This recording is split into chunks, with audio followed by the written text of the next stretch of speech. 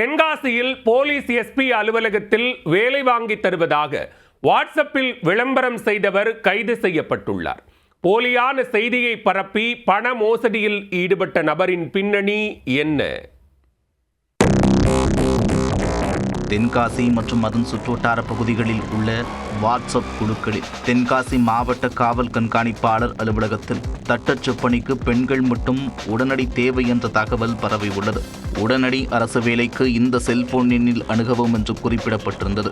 வேகமாக பரவிய அந்த தகவல் போலீசாரின் பார்வைக்கும் செல்ல காவல்துறையினர் அதிர்ச்சியடைந்துள்ளனர். அதனைத் தொடர்ந்து மாவட்ட காவல் கண்காணிப்பாளர் மயில்வாகனன் உத்தரவின் பேரில் மாவட்ட ஆய்வாளர் வசந்தி மற்றும் சைபர் குற்றப்பிரிவு காவலர்கள் விசாரணை மேற்கொண்டனர். போலீசாரின் தொடர் விசாரணையில் வேலையில்லாத பட்டதாரி இளைஞர்களை குறிவைத்து நிரந்தரமான அரசு வேலை வாங்கித் தருவதாக ஆசை வார்த்தை கூறி மோசடியில் ஈடுபட்டது தெரியவந்தது.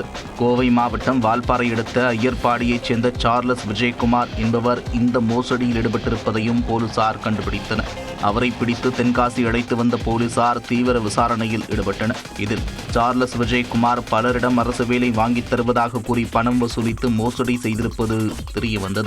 மேலும் அவர் செய்த மோசடி குறித்து அவரே ஒப்புக்கொண்டதை அடுத்து போலீசார் அவரை கைது செய்து சிறையில் அடைத்தனர். சமூக வலைத்தளங்களில் பரவி வரும் போலி வேலைவாய்ப்பு செய்திகளை நம்பி பொதுமக்கள் பணத்தை இழந்துவிட வேண்டாம் எனவும் இதுபோன்ற வேலைவாய்ப்பு மோசடி குறித்து உடனடியாக தகவல் காவல்துறையினருக்கு தெரிவிக்கும்படியும் போலீசார் தெரிவித்துள்ளனர். அரசு வேலை வாங்கித் தருவதாக பலரிடம் பண மோசடி செய்து தப்பித்தவர் போலீஸ் எஸ்பி அலுவலகத்திலேயே வேலை வாங்கித் தருவதாக வெளியிட்ட விளம்பரத்தால் வசமாக சிக்கியிருக்கிறார்.